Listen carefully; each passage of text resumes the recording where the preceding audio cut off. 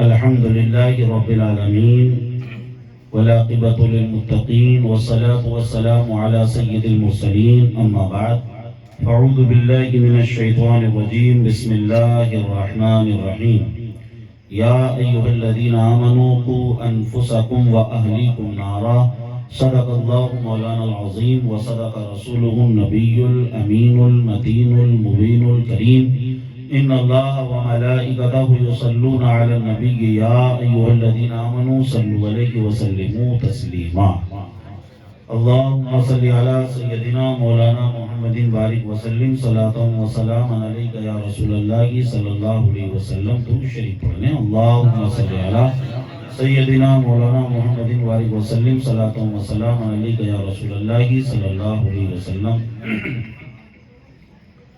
منقبت کے دو تین شعر آپ کی سماعتوں کے حوالے پیش کرنا چاہوں گا، بغور سماعت کریں۔ غوث پاک رضی اللہ تعالیٰ عنہ کا مہینہ ہے، اسی مناسبت سے دو تین شعر۔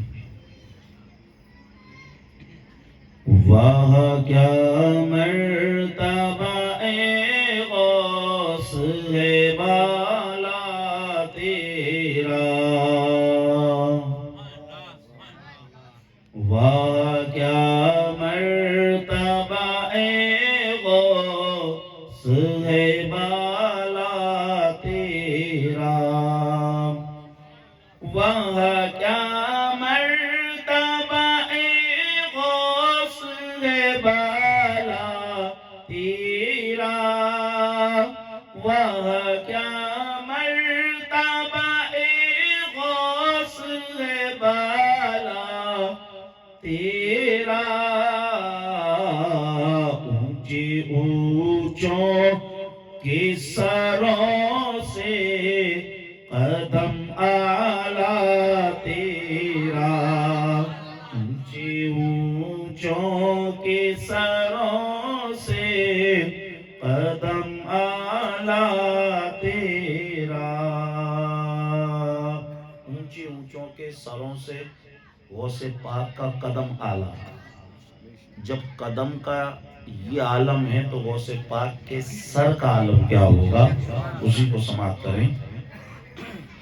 سر بھلا کیا کوئی جانے کی کیسا تیرا، سر بھلا کیا کوئی جانے کی کیسا تیرا، اولیاء ملتے ہیں آنکھیں وہ ہے تلوہ تیرا، اولیاء ملتے ہیں آنکھیں وہ ہے تلوہ تیرا، واہ کیا مرتبہ اے غوث ہے بالا تیرا،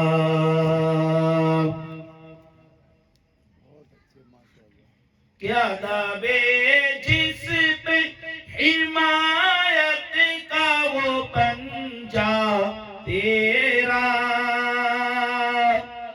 کیا دعوے جس پہ حمایت کا وہ پنجا تیرا،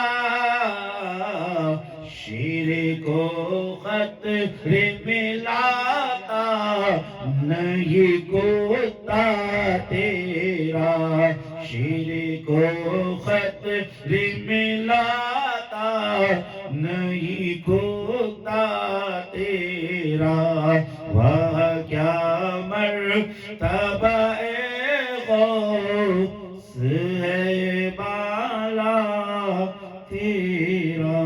پوری شریف پڑھنے اللہم صلی علی سیدنا مولانا محمد بارک وسلم صلاة و سلام علیک یا رسول اللہ صلی اللہ تعالی علیہ وسلم۔ عزیزان محترم، جس آیت پاک کی تلاوت کی، مولا تعالیٰ مجھے اس کے حوالے سے حق پیغام آپ تک پہنچانے کی توفیق عطا فرمائے۔ جیسا کہ یہ بات آپ اچھے طریقے سے جانتے ہیں کہ اولاد بہت بڑی نعمت ہے، اولاد بڑی نعمت ہے، بہت بڑی نعمت ہے۔ اگر ہم قرآن شریف کی تلاوت کریں تو اللہ نے قرآن شریف میں بے شمار نعمتوں کا ذکر کیا، بے شمار نعمتوں کا ذکر کیا۔ قرآن جب نعمتوں کا ذکر کر رہا ہے تو اس انداز سے کر رہا ہے، أَلَمْ نَجْعَلِ الْأَرْضَ مِهَادًا وَالْجِبَالَ أَوْتَادًا وَخَلَقْنَاكُمْ أَزْوَاجًا وَجَعَلْنَا نَوْمَكُمْ سُبَاتًا وَجَعَلْنَا اللَّيْلَ لِبَاسًا وَجَعَلْنَا النَّهَارَ مَعَاشًا وَبَنَيْنَا فَوْقَكُمْ سَبْعًا شِدَادًا وَجَعَلْنَا سِرَاجًا وَهَاجًا وَأَنزَلْنَا مِنَ الْمُعْصِرَاتِ مَاءً ثَجَّاجًا لِنُخْرِجَ بِهِ حَبًّا وَنَبَاتًا وَجَنَّاتٍ أَلْفَافًا إِنَّ يَوْمَ الْفَصْلِ كَانَ مِيقَاتًا يَوْمَ يُنفَخُ فِي الصُّورِ فَتَأْتُونَ أَفْوَاجًا۔ ان آیتوں میں اللہ اپنی نعمتوں کا ذکر فرما رہا ہے۔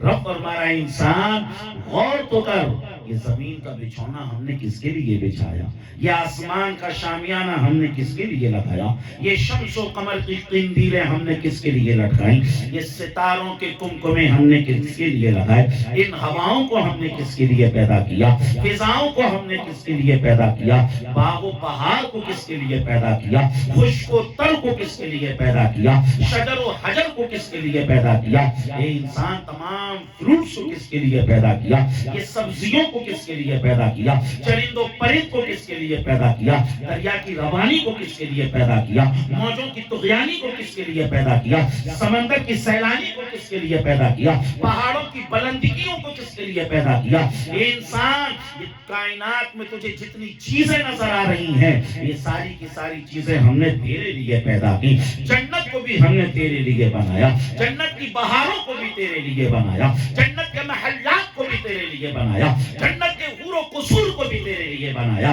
انسان تمام جنت کی نعمتوں کو ہم نے تیرے لیے بنایا۔ اللہ نے بے شمار نعمتیں ہمیں عطا فرمائیں۔ ہم اپنے جسم پر غور کر کے دیکھیں اللہ تعالیٰ کیا فرما رہا ہے۔ أَلَمْ نَجْعَلْ لَهُ عَيْنَيْنِ وَلِسَانًا وَشَفَتَيْنِ وَهَدَيْنَاهُ النَّجْدَيْنِ۔ انسان غور تو کر، یہ دیکھنے کے لیے آنکھیں کس نے دی ہیں؟ یہ تو تجھے ہم نے ہی دی ہے نا۔ بتا یہ بولنے کے لیے زبان کس نے دی ہے؟ یہ بھی تو تجھے ہم نے ہی دی ہے۔ انسان تیرا چہرہ خوبصورت لگے اس لیے ہم نے تیرے چہرے پر پتلے پتلے تو خوبصورت ہونٹ سجائے تاکہ تیرا چہرہ اچھا لگے اور تجھے اچھی صورت پر پیدا کیا۔ قرآن کہہ رہا ہے لَقَدْ خَلَقْنَا الْإِنسَانَ فِي أَحْسَنِ تَقْوِيمٍ۔ اے انسان ہم نے تجھے اچھی صورت پر پیدا کیا۔ عزیزان محترم، اللہ نے بے شمار نعمتیں ہمیں عطا فرمائیں۔ قرآن کیا کہہ رہا ہے؟ قرآن کہہ رہا ہے رب المشرقین و رب المغربین فبأي آلاء ربكما تكذبان۔ مشرق و مغرب والوں کے بھی ہم ہی رب ہیں، شمال اور جنوب والوں کے بھی ہم ہی رب ہیں۔ تم اپنے رب کی کون کون سی نعمتوں کو جھٹلاؤ گے؟ بتاؤ تم اپنے رب کی کون کون سی نعمتوں کو جھٹلاؤ گے؟ اور پھر یہ آیت بار بار آ رہی ہے فبأي آلاء ربكما تكذبان۔ اللہ نعمتوں کا ذکر کر رہا ہے اور پھر اس کے بعد یہ آیت آ رہی ہے فبأي آلاء ربكما تكذبان۔ تم اپنے رب کی کون کون سی نعمتوں کو جھٹلاؤ گے؟ تم اپنے رب کی کون کون سی نعمتوں کو جھٹلاؤ گے؟ پتہ چلا، معلوم ہوا اللہ نے بے شمار نعمتیں عطا فرمائیں، بے شمار نعمتیں عطا فرمائیں۔ کتنی نعمتیں عطا فرمائیں؟ قرآن کہہ رہا ہے وَإِن تَعُدُّوا نِعْمَتَ اللَّهِ لَا تُحْصُوهَا۔ اگر تم رب کی نعمتوں کو کاؤنٹ کرنا چاہو، رب کی نعمتوں کو گننا چاہو، رب کی نعمتوں کو شمار کرنا چاہو تو تمہارے حساب کتاب کے قاعدے اور قوانین جواب دے دیں گے، لیکن رب کی نعمتیں ختم نہیں ہوں گی۔ رب کی بے شمار نعمتیں، بے شمار نعمتیں، بے شمار نعمتیں۔ عزیزان محترم، اللہ تعالیٰ نے انسان کو بے شمار نعمتیں عطا فرمائیں۔ اب ہم دیکھیں ایمان کے بعد اللہ نے انسان کو جو بڑی نعمتیں عطا فرمائی ہیں، عظیم نعمتیں عطا فرمائی ہیں، ان میں سے ایک نعمت اولاد بھی ہے۔ اولاد بھی اللہ کی بہت بڑی نعمت ہے۔ کتنی بڑی نعمت ہے آپ جانتے ہیں؟ عام انسان کو چھوڑیے، نبیوں نے اس کے لیے دعا کی۔ نبیوں نے اس کے لیے کس طریقے سے دعا کی؟ سورہ صافات کے اندر حضرت ابراہیم علیہ السلام جو ہے رب کی بارگاہ میں دعا کر رہے ہیں، مولا نیک اولاد عطا فرما دے، مولا نیک اولاد عطا فرما دے، مولا نیک اولاد عطا فرما دے۔ اللہ نے ان کی دعا کو قرآن میں آیت بنا کر نازل فرما دیا۔ اللہ قرآن میں فرما رہا ہے، سورہ صافات ہے، رب ہب لی من الصالحین، مولا نیک اولاد عطا فرما دے، مولا نیک اولاد دے دے، مولا نیک اولاد سے نواز دے۔ عزیزان محترم، اور اسی کے ساتھ ساتھ سورہ ابراہیم کے اندر بھی حضرت ابراہیم علیہ السلام کی دعا کو اللہ تبارک و تعالیٰ نے آیت بنا کر قرآن میں نازل فرمایا۔ حضرت ابراہیم دعا کر رہے ہیں، کیا دعا کر رہے ہیں؟ رب اجعلنی مقیم الصلاۃ ومن ذریتی ربنا تقبل دعا، مولا مجھے بھی نمازوں کا قائم کرنے والا بنا، مولا میری اولاد کو بھی نمازوں کا قائم کرنے والا بنا۔ اور اسی کے ساتھ ساتھ حضرت زکریا علیہ السلام نے بھی خوب دعائیں کی، مولا نیک اولاد دے دے، مولا نیک اولاد دے دے، مولا نیک اولاد دے دے، مولا نیک اولاد دے دے۔ سورہ آل عمران میں اللہ تعالیٰ نے ان کی دعا کو بھی قرآن میں آیت بنا کر نازل فرمایا۔ حضرت زکریا کس طریقے سے دعا کر رہے ہیں؟ حضرت زکریا دعا کر رہے ہیں، رب ہب لی من لدنک ذریۃ طیبہ، مولا نیک اولاد عطا فرما دے، مولا نیک اولاد عطا فرما دے، مولا نیک اولاد عطا فرما دے۔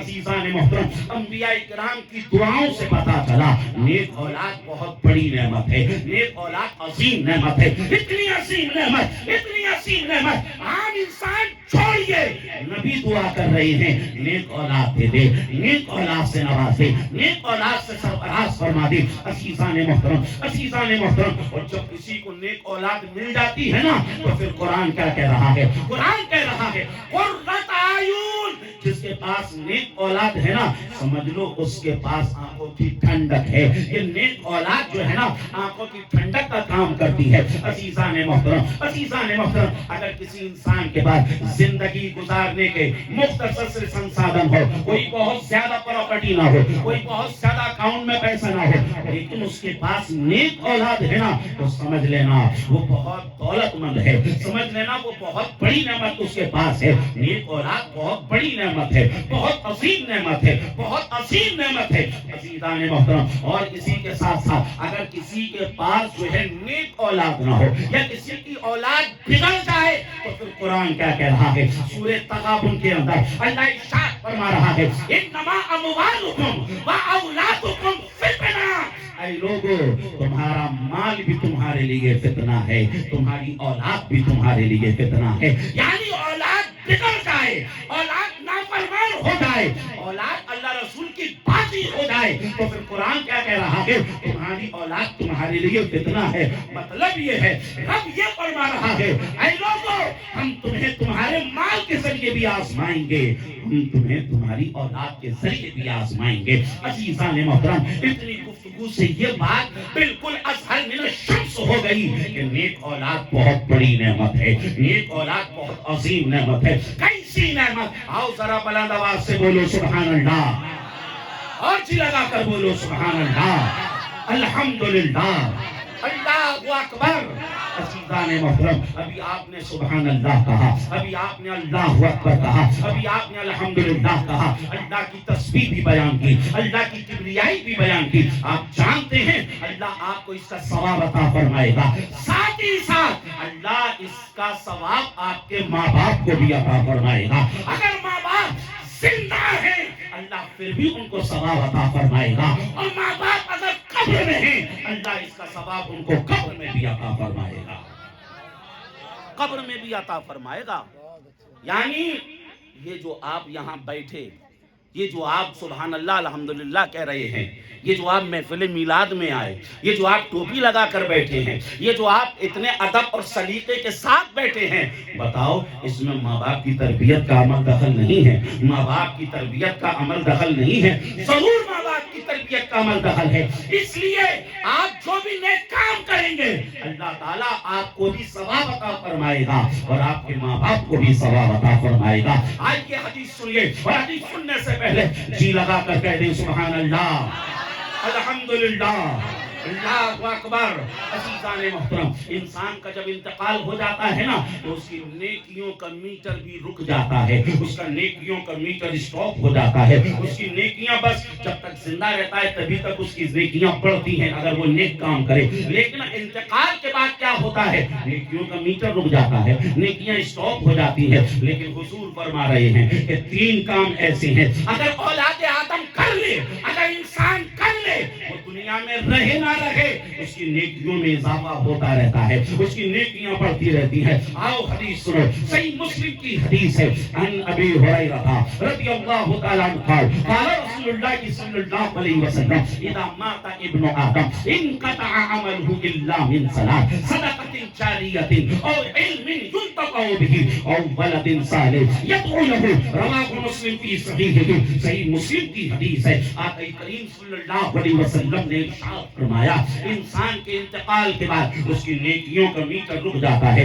اس کی نیکیاں جو ہے بڑھنا بند ہو جاتی ہیں، لیکن سرکار فرما رہے ہیں الا من صلاۃ، اگر تین کام ایسے ہیں اگر کوئی کر لے وہ دنیا میں رہے نہ رہے، وہ انتقال کر کے بھی چلا جائے پھر بھی نیکیوں میں اضافہ ہوتا رہتا ہے، پھر بھی نیکیاں بڑھتی رہتی ہیں۔ وہ تین کام کون سے ہیں؟ آقا نے ارشاد فرمایا اگر کوئی صدقہ جاریہ والا کام کر جائے، صدقہ جاریہ والا کام کر جائے، مسجد بن رہی تھی اس میں حصہ لے لے، مدرسہ بن رہا تھا اس میں حصہ لے لے، یا کوئی بھی نیک کام ہو رہا تھا اس میں اس نے حصہ لے لیا یا اس نیک کام کو کر دیا، جب تک لوگ اس نیک کام سے فائدہ حاصل کرتے رہیں گے، جس نے اس کام کو کرا تھا نا اس کو بھی ثواب پہنچتا رہے گا، اس کو ثواب ملتا رہے گا۔ اور دوسری چیز حضور نے فرمائی کوئی علم کا کام کر جائے، تعلیم کا کام کر جائے، یعنی کچھ نیک شاگرد پیدا کر جائے اور اس کے بعد وہ نیک شاگرد لوگوں کو اور پڑھاتے رہیں اور تعلیم کو عام کرتے رہیں تو استاد کو سب کا ثواب ملتا رہے گا۔ استاد دنیا میں رہے نہ رہے، استاد کے نام اعمال میں ثواب پہنچتا رہے گا، نیکیوں کا اضافہ ہوتا رہے گا۔ یہ دو کام ہو گئے، یہ دو لوگ ہو گئے۔ تیسرے کے بارے میں آقا نے ارشاد فرمایا او ولد صالح يدعو له، اور اگر کوئی نیک اولاد چھوڑ کر چلا جائے جب تک وہ نیک اولاد رہے گی اللہ تعالیٰ ماں باپ کو اس کا ثواب عطا فرماتا رہے گا، ماں باپ کو اس کا ثواب دیتا رہے گا۔ عزیزان محترم آپ دیکھیے یہ محفل جو میلاد یہ جو سجائی گئی، یہ بس سجائی گئی، یہ حافظ رفیق صاحب کے اصال ثواب کے لیے سجائی گئی ہے۔ کون نے سجائی؟ ان کے بیٹے اسلم صاحب نے سجائی۔ عزیزان محترم یہ جو ان کا نیک کام ہے اللہ اس کا ثواب ان کو بھی عطا فرمائے گا، اللہ اس کا ثواب ان کے ماں باپ کو بھی عطا فرمائے گا، اس کا ثواب ان کے والد کو بھی عطا فرمائے گا۔ عزیزان محترم یہاں سے کیا پتا چلا، یہاں سے کیا معلوم ہوا؟ یہ پتا چلا، یہ معلوم ہوا اگر اولاد نیک ہے اور وہ نیک کام کر رہی ہے تو جب تک وہ نیک کام ہوتا رہے گا ماں باپ کو اس کا ثواب ملتا رہے گا، ماں باپ زندہ ہو تب بھی ملے گا، اور اگر ماں باپ انتقال کر کے چلے جائیں تب بھی ان کو ثواب ملے گا۔ عزیزان محترم اتنی گفتگو سے یہ بات کلیئر ہو گئی اولاد بہت عظیم نعمت ہے، اور اولاد بھی جو ہے نیک ہو یہ بہت عظیم نعمت ہے، یہ بہت عظیم نعمت ہے، کیونکہ اولاد نیک کام کرتی ہے نا تو اس کا ثواب ماں باپ کو بھی ملتا ہے۔ عزیزان محترم آج یہ اسی کے ساتھ ساتھ تصویر کے دوسرے رخ کو بھی دیکھیے، اگر اولاد کوئی غلط کام کرتی ہے، اگر اولاد کوئی برا کام کرتی ہے، اگر اولاد کوئی ایسا کام کرے کہ جس سے لوگ جو ہے انگلیاں اٹھائیں اور جو اللہ رسول کی ناراضگی کا سبب بنے، عزیزان محترم پھر ایسے غلط کام سے ماں باپ اگر زندہ ہیں تب بھی ان کو تکلیف ہوتی ہے، اور ماں باپ اگر انتقال کر کے قبر میں پہنچ گئے تب بھی انہیں تکلیف پہنچتی ہے۔ اب آپ سوچئے اگر کوئی اپنے زندہ ماں باپ کو تکلیف پہنچائے تو یہ بھی غلط کام ہے، اور کوئی اپنے مرے ہوئے ماں باپ کو غلط کام کر کے تکلیف پہنچائے تو بتاؤ یہ کتنی بڑی غلط بات ہے۔ عزیزان محترم اگر ہم اچھا کام کرتے ہیں نا ہمیں اچھا لگتا ہے، لوگ ہماری تعریف کرتے ہیں ہمیں اچھا لگتا ہے، لیکن جتنا ہمیں اچھا لگتا ہے نا اس سے زیادہ اچھا ہمارے ماں باپ کو لگتا ہے، اس سے زیادہ خوشی ہمارے ماں باپ کو ہوتی ہے۔ اور اسی کے ساتھ اگر ہم کوئی غلط کام کریں تو سمجھ لیجئے گناہ کرنے کے بعد انسان کو افسوس ہوتا ہے، لیکن ماں باپ کو اس سے زیادہ افسوس ہوتا ہے۔ اگر کوئی غلط کام کرے ماں باپ برادری میں، سماج میں، معاشرے میں، سوسائٹی میں، محلے میں، اڑوس پڑوس میں، رشتہ داروں میں منہ دکھانے کے لائق نہیں رہتے ہیں، انہیں عار محسوس ہوتی ہے، انہیں شرم محسوس ہوتی ہے۔ عزیزان محترم اگر وہ زندہ ہیں تب بھی شرم محسوس ہوتی ہے، اور انتقال کر کے قبر میں چلے جائیں تب بھی شرم محسوس ہوتی ہے۔ جس طریقے سے شرم محسوس ہوتی ہے تو آج یہ کتاب کا نام ہے عیون الحکایات، اس کے اندر یہ روایت موجود ہے۔ روایت سننے سے پہلے جی لگا کر بلند آواز سے کہہ دیں سبحان اللہ، اور بلند آواز سے بولو سبحان اللہ، الحمدللہ، اللہ اکبر، ایک شخص جس کا نام صدقہ نام تھا، اس کے والد کا نام تھا سلیمان جعفری۔ یہ جو صدقہ تھا بڑا گناہگار تھا، بڑا سیاہکار تھا، بڑا خطاکار تھا۔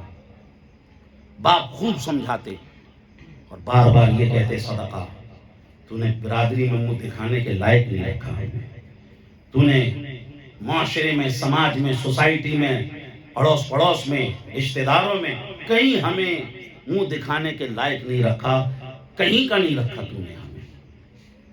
لیکن گناہ پر گناہ، گناہ پر گناہ، گناہ پر گناہ، سمجھ لیجئے اسی غم میں باپ اس دنیا سے چلے گئے، انتقال ہو گیا سلیمان جعفری کا۔ باپ کا غم جب تک ہرا رہا تب تک تمام گناہوں سے رک گیا، تمام گناہوں سے باز آ گیا صدقہ۔ اور جیسے ہی باپ کے انتقال کا غم دھندلایا، پھر سمجھ لیجئے گناہوں نے دعوت دینا شروع کی، اور اس کے بعد پھر گناہ پر گناہ، گناہ پر گناہ، گناہ پر گناہ۔ پھر کیا تھا، ایک دن سلیمان جعفری اپنے بیٹے صدقہ کے خواب میں آئے اور کہا بیٹا جب تک دنیا میں تھے تب تک تو نے اپنے برے کرتوت کی وجہ سے ہمیں سکون کا سانس نہ لینے دیا، اور صدقہ آج قبر میں ہے، کل غلط کام کرتا تھا، ہم زندہ تھے، معاشرے میں، سماج میں، برادری میں، سوسائٹی میں ہم ذلیل ہوتے تھے، صدقہ آج تو جو غلط کام کرتا ہے ہم مردوں کے سامنے ذلیل ہوتے ہیں، ہم مردوں کے سامنے ذلیل ہوتے ہیں۔ صدقہ نہ تو زندگی میں تو نے ہمیں چین سے رہنے دیا، سوچا کہ مرنے کے بعد چین سکون ملے گا، تو نے قبر میں بھی ہمیں چین سے نہ رہنے دیا، یہاں پر بھی تیرے برے اعمال کی وجہ سے، تیری گناہوں کی وجہ سے ہمیں مردوں کے سامنے رسوائی ہو رہی ہے۔ عزیزان محترم، عزیزان محترم، یہاں سے کیا پتا چلا، کیا معلوم ہوا، اگر نیک کام کریں گے تو ماں باپ کو اس کا ثواب پہنچتا ہے، اور غلط کام کریں گے، گناہ کریں گے تو اس گناہ کا اثر ایسا نہیں کہ صرف آپ تک محدود رہ جائے، بلکہ اس کا اثر ماں باپ تک پہنچتا ہے۔ عزیزان محترم، جب اس طریقے سے جھنجھوڑ دینے والا خواب اور جھنجھوڑ دینے والی باتیں خواب میں آ کر باپ نے کہیں، عزیزان محترم، عزیزان محترم، صدقہ نے اب کیا کیا، سچے دل سے توبہ کر دی۔ توبہ، آقا ارشاد فرماتے ہیں التائب من الذنب کمن لا ذنب لہ، جو سچے دل سے توبہ کر لیتا ہے تو وہ توبہ کی وجہ سے ایسا ہو جاتا ہے گویا کہ اس نے کوئی گناہ کیا ہی نہیں، اللہ اس کے گناہوں کو معاف فرما دیتا ہے۔ اور کسی کے ساتھ ساتھ سورہ نحل کے اندر اللہ نے ارشاد فرمایا ان الحسنات یذہبن السیئات، سچی توبہ کی وجہ سے اللہ نہ صرف گناہوں کو معاف کرتا ہے بلکہ جتنے گناہ ہوتے ہیں ان تمام گناہوں کو نیکیوں سے تبدیل فرما دیتا ہے۔ یعنی اگر کسی کے نامہ اعمال میں 1 کروڑ گناہ، تو اللہ 1 کروڑ گناہ سچی توبہ کی وجہ سے 1 کروڑ گناہوں کو ختم فرما دیتا ہے، اور ان 1 کروڑ گناہوں کو نیکیوں سے تبدیل کر دیتا ہے۔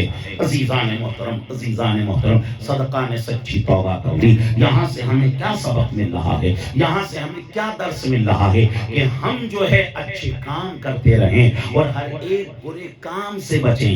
اگر آپ کو اپنے ماں باپ سے محبت ہے تو ہر ایک برے کام سے بچیے، ہر ایک برے کام سے رکیے۔ عزیزان محترم، عزیزان محترم، عزیزان محترم، کیونکہ گناہ کا جو دائرہ ہے وہ صرف ہم تک ہی سیمت نہیں رہے گا بلکہ اس کا اثر ماں باپ تک پہنچتا ہے۔ اور آج یہ کیسا پہنچتا ہے، صحیح بخاری صحیح مسلم کی متفق علیہ حدیث سنیے، آقا کریم صلی اللہ علیہ وسلم نے ارشاد فرمایا کلکم رائن وکلکم مسئول عن رعیتہ، رواہ البخاری فی صحیحہ ورواہ مسلم فی صحیحہ متفق علیہ۔ صحیح بخاری صحیح مسلم کی متفق علیہ حدیث ہے، آقا کریم صلی اللہ علیہ وسلم نے ارشاد فرمایا اے لوگو تم میں سے ہر ایک سے اس کے ماتحتوں کے بارے میں سوال کیا جائے گا، اس کے ماتحتوں کے بارے میں پوچھا جائے گا۔ یعنی قیامت کے دن ایسا نہیں کہ اللہ تعالیٰ صرف آپ کے بارے میں میں پوچھے بلکہ یہ بھی سوال ہوگا کہ تم نے اپنے بچوں کی کیسی تربیت کی، کیا تم نے ان کو گناہ سے روکا نہیں، تم نے انہیں گناہ سے روکا کیوں نہیں، تم نے انہیں گناہ کے راستے پہ جانے کیوں دیا۔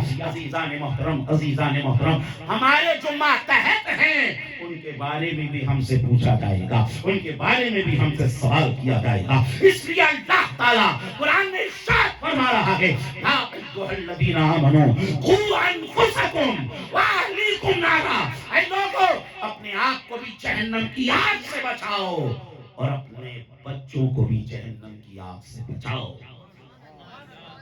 کیونکہ اولاد کی ذمہ داری ماں باپ کے اوپر ہے، گارجین کے اوپر ہے۔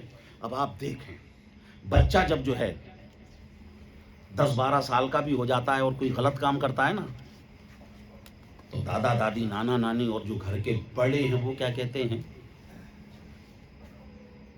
ابھی بچہ ہے سمجھ جائے گا، یہی کہتے ہیں نا، جب بڑا ہوگا تو سمجھ جائے گا، ابھی اس کی عمر ہی کیا ہے۔ اگر ماں باپ تھوڑا سا اگر سخت رویہ اختیار کریں تو دادا دادی نانا نانی فوراً بچوں کی طرف سے ایکشن لینے لگ جاتے ہیں۔ دیکھا ہوگا، سو تو نہیں گیا، جگ رہے ہیں نا، بولیے سبحان اللہ، الحمدللہ، اللہ اکبر۔ تو گھر کے جو بڑے بوڑھے بزرگ ہوتے ہیں وہ اس طریقے کی باتیں کرتے ہیں۔ عزیزان محترم، جبکہ علماء کرام، ماہرین نفسیات اور جو سائیکولوجسٹ ہیں ان کا کہنا ہے کہ بچہ جب تک 7-8 سال کا ہوتا ہے اس وقت تک آپ اسے جو ماحول دو گے، آپ اس کے ذہن کی خالی تختی پر جو عبارتیں نوٹ کر دو گے، جو باتیں لکھ دو گے، وہ باتیں اسے مرتے دم تک یاد رہیں گی۔ اور اگر آپ یہ سوچیں کہ بھئی ابھی تو بچہ ہے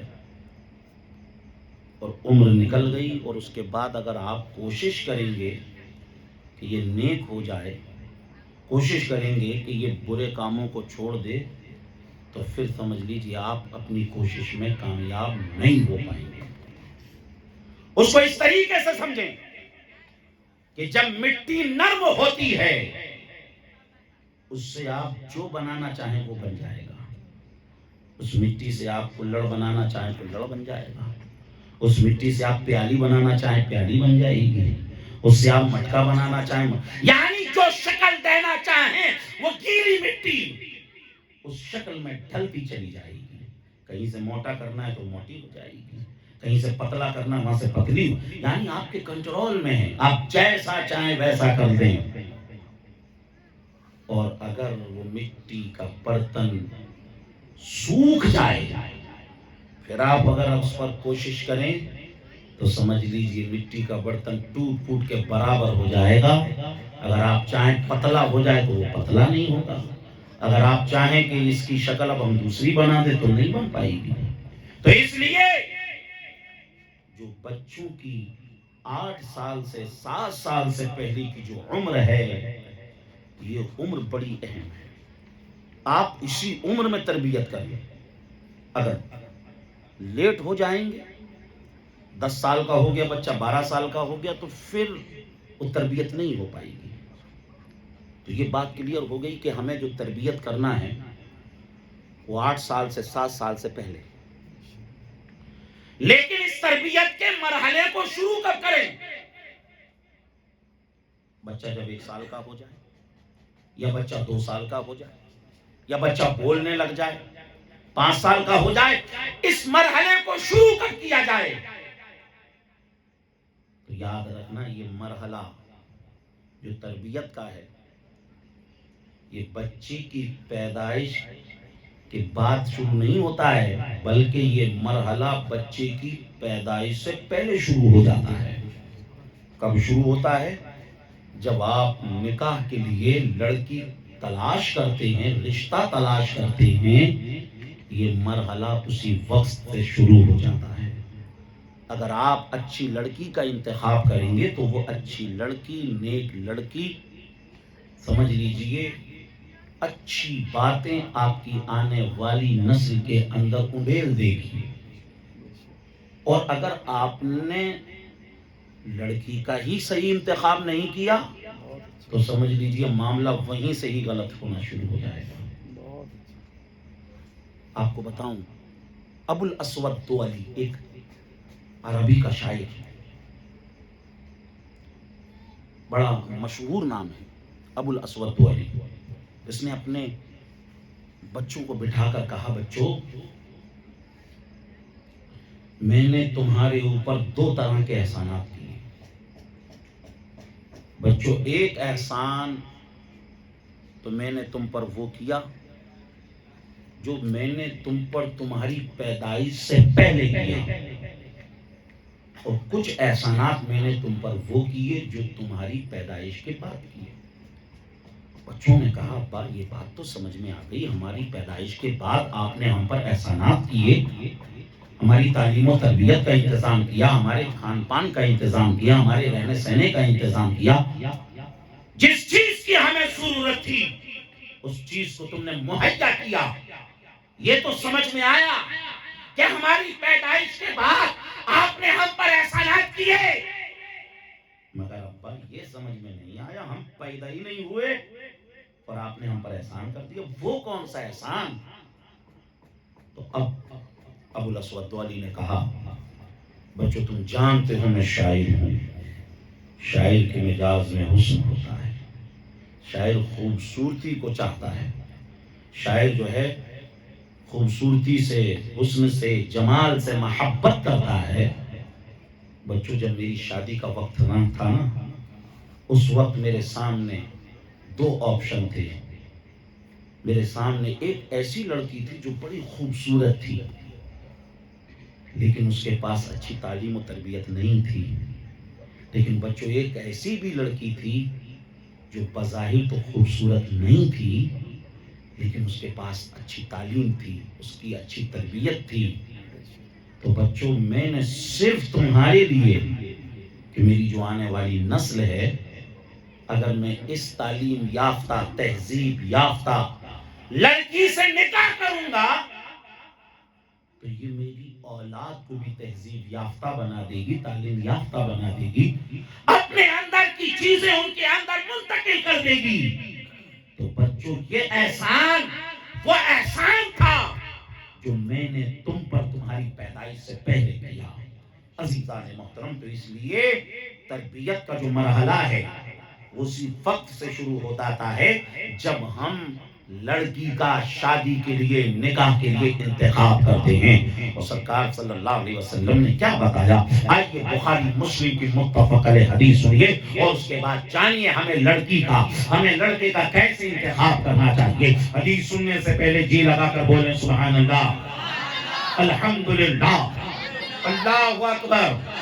عن ابی ہریرہ رضی اللہ تعالی عنہ قال قال رسول اللہ صلی اللہ علیہ وسلم تنکح المرأة لأربع لمالها ولجمالها ولحسبها ولدينها فاظفر بذات الدين تربت يداك. رواه البخاری کی صحیح ورواه مسلم کی صحیح متفق علیہ. صحیح بخاری صحیح مسلم کی متفق علیہ حدیث ہے. آقا کریم صلی اللہ علیہ وسلم نے ارشاد فرمایا، اے لوگو، لوگ جو نکاح کرتے ہیں، شادیاں کرتے ہیں عورتوں سے، وہ 3 وجوہات، 4 وجوہات کی بنیاد پر کرتے ہیں. یا تو ان کے مال کی وجہ سے کرتے ہیں، یا ان کے جمال کی وجہ سے کرتے ہیں، یا ان کے خاندان کی وجہ سے کرتے ہیں، یا ان کے دین کی وجہ سے کرتے ہیں. آقا نے ارشاد فرمایا، اے لوگوں تم شادی کے لیے دین والیوں کو اختیار کرو، دین والوں کو اختیار کرو. اگر دین والی لڑکی یا دین والے لڑکے کو اختیار کرو گے، اللہ تمہاری زندگی کو دنیا میں بھی کامیاب فرما دے گا اور آخرت میں بھی کامیاب تمہیں فرما دے گا. عزیزان محترم، آقا کریم صلی اللہ علیہ وسلم نے اس حدیث میں جو ذہن دیا، جو سبق دیا، وہ یہ دیا کہ جب تم اپنے بچوں کا نکاح کرو تو دین کو پہلے نمبر پر رکھو. دیکھو اس کے اندر دین ہے کہ نہیں. آج ہم جب نکاح کرتے ہیں ہم کیا دیکھتے ہیں؟ ہم برادری دیکھتے ہیں. ہم کیا دیکھتے ہیں؟ ہم اس کی کی جو ہے مالی حیثیت کو دیکھتے ہیں. ہم کیا دیکھتے ہیں؟ اس کا گھر مکان دیکھتے ہیں. لڑکا ہے تو اس کی جاب کو دیکھتے ہیں. لڑکی ہے تو دیکھتے ہیں سلائی کڑھائی بنائی کا کام اسے آتا ہے کہ نہیں آتا ہے. میں پوچھنا چاہتا ہوں، بتاؤ شادی سے پہلے کسی کے ذہن میں یہ بات بھی آئی ہو ارے لڑکے کو نماز کے فرائض آتے ہیں کہ نہیں، لڑکے کو نماز کے واجبات آتے ہیں یا نہیں، ارے اس کو پاکی ناپاکی کے مسائل معلوم ہے کہ نہیں؟ عزیزان محترم، ہم نے اس چیز کی طرف توجہ نہیں دی. ہم نے یہ نہیں دیکھا کہ لڑکی کو قرآن شریف تجوید کے ساتھ پڑھنا آتا ہے کہ نہیں آتا، لڑکی کو اردو آتی ہے کہ نہیں آتی، لڑکی کو اردو لکھنا آتی ہے کہ نہیں آتی. عزیزان محترم، ہم نے اس چیز کے اوپر توجہ نہیں دی. جب توجہ نہیں دی تو لوگوں نے بھی توجہ نہیں دی. ہم نے توجہ گھر پر دی، لوگوں نے گھر پر توجہ دی. ہم نے سلائی کڑھائی پر توجہ دی، لوگوں نے بھی اپنی بچیوں کے لیے سلائی کڑھائی پر توجہ دی، گھریلو کام کاج پر توجہ دی. عزیزان محترم، اگر ہم نے دین پر توجہ دی ہوتی تو لوگ بھی اپنے بچوں اور بچیوں کے اوپر دین پر توجہ دیتے. عزیزان محترم، تو ہمیں جو ہے اپنے معیار کو چینج کرنا پڑے گا، اپنے معیار کو تبدیل کرنا پڑے گا، کیونکہ سرکار نے فرمایا اگر دین والے لڑکے یا دین والی لڑکی کو اختیار کرو گے اللہ تمہاری زندگی کو کامیاب فرما دے گا. تو یہ جو تربیت کا مرحلہ ہے یہ اسی وقت شروع ہو جاتا ہے. اب آپ نے نکاح بھی کر لیا، شادی کر لی. اب شادی کے بعد جو ہے پھر کیا ہوتا ہے؟ خاتون جو ہے امید سے ہو گئی، خاتون امید سے. اب جو ہے یہ مرحلہ بڑا اہم مرحلہ ہوتا ہے. اب اس مرحلے میں خاتون کو کیا کرنا ہوتا ہے کہ وہ جیسے ماحول میں اپنے آپ کو رکھتی ہے ویسے ہی ماحول کو لے کر اس کا بچہ اس دنیا میں آتا ہے. آپ غوث اعظم کو دیکھیں، غوث اعظم کی والدہ حضرت فاطمہ ام الخیر رضی اللہ تعالی عنہا 18 پاری کی حافظہ تھی، روزانہ 18 پاری کی تلاوت کرتی تھی. تو غوث اعظم جب پیدا ہوئے تو آپ 18 پاروں کے حافظ تھے، کیونکہ ماں کی ایکٹیویٹی کا اثر بچے پہ پڑتا ہے. اگر ماں باپ سمجھ لیجئے گناہوں کے اندر زندگی گزارنے والے ہوں تو بہت مشکل ہے کہ اولاد نیک ہو جائے، کیونکہ اولاد کے اوپر ماں باپ کا اثر ہوتا ہے. کیوں نہیں ہوتا؟ کیونکہ آج تو میڈیکل سائنس نے بھی بتا دیا نا، ڈی این اے ٹیسٹ کے ذریعے پتا چل جاتا ہے اس کے ماں باپ کون ہیں. اولاد میں ماں باپ کا اثر ہوتا ہے جبھی تو پتا چلتا ہے.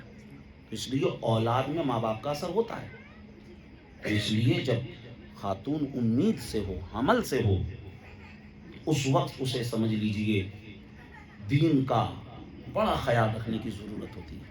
آپ نے گھر میں دیکھا ہوگا اگر خاتون امید سے ہو تو سارا کا سارا گھر اس کے کھان پان کا خیال رکھتا ہے، اس کی خوراک کا خیال رکھتا ہے. گھر کے بڑے بوڑھے بڑی بڑیاں کہتی ہیں اگر اچھا اور مناسب مقدار میں غذا نہیں لوگے تو جو بچہ ہے وہ کمزور ہو جائے گا، کیونکہ اس بچے کو غذا کی ضرورت، اس بچے کو غذا کی ضرورت. ہمیں کہہ رہے دو اگر خاتون مناسب مقدار میں غذا نہ لے، کھانا نہ کھائے تو بچہ جسمانی اعتبار سے کمزور ہوتا ہے.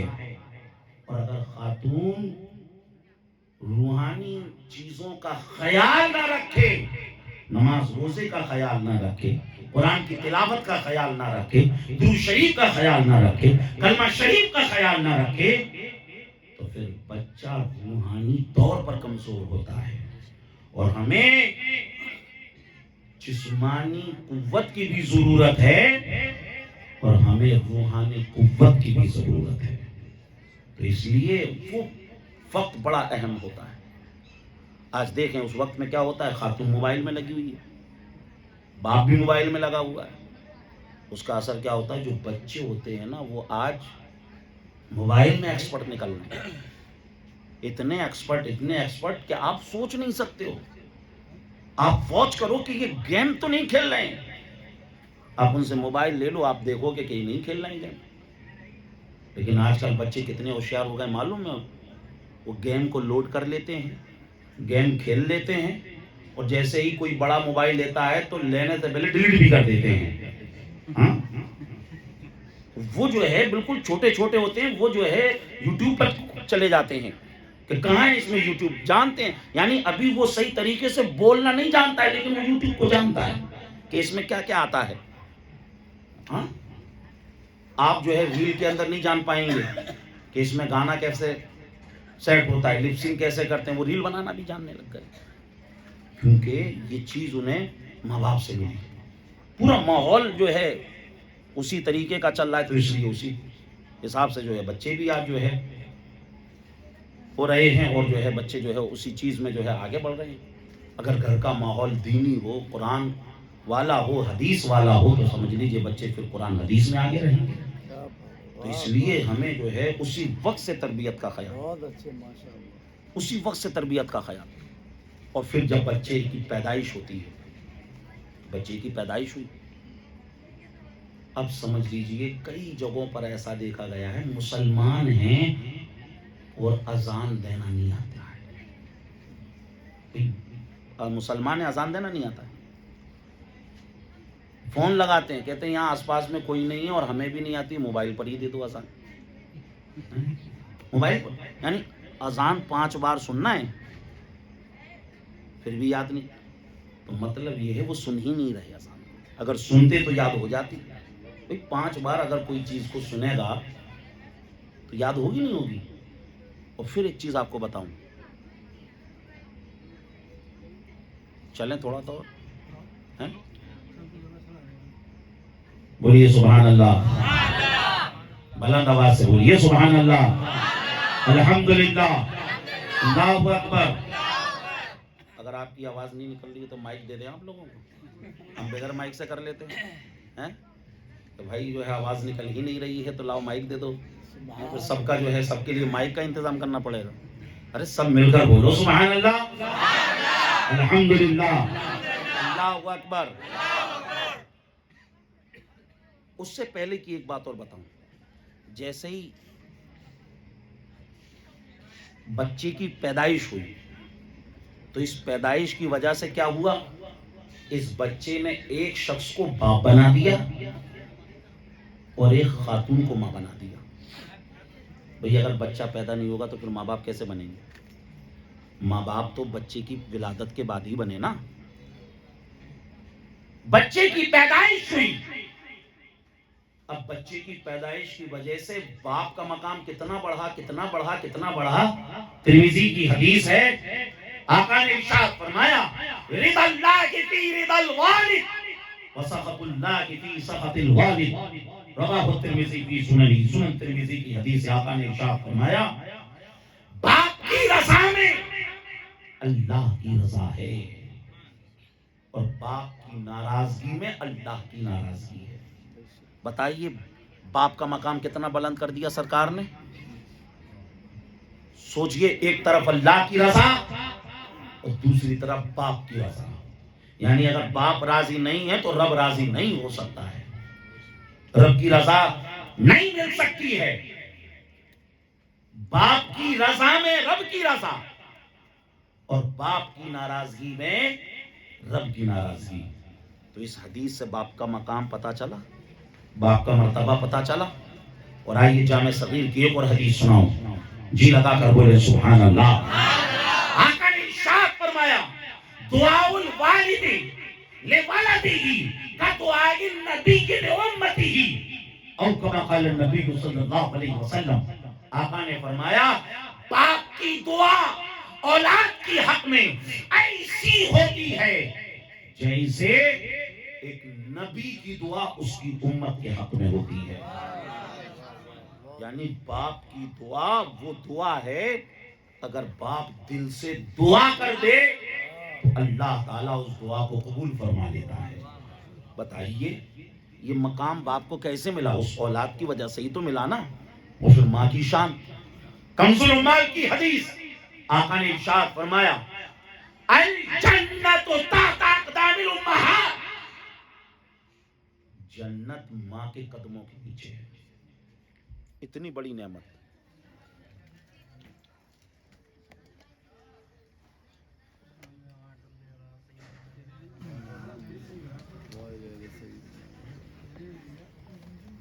نعرہ تکبیر، نعرہ تکبیر، آ جائے گی کیا؟ رسالت، نعرہ رسالت، نعرہ حیدری، مفتی صاحب قبلہ. لائٹ ہے گی؟ جنریٹر لگا ہے؟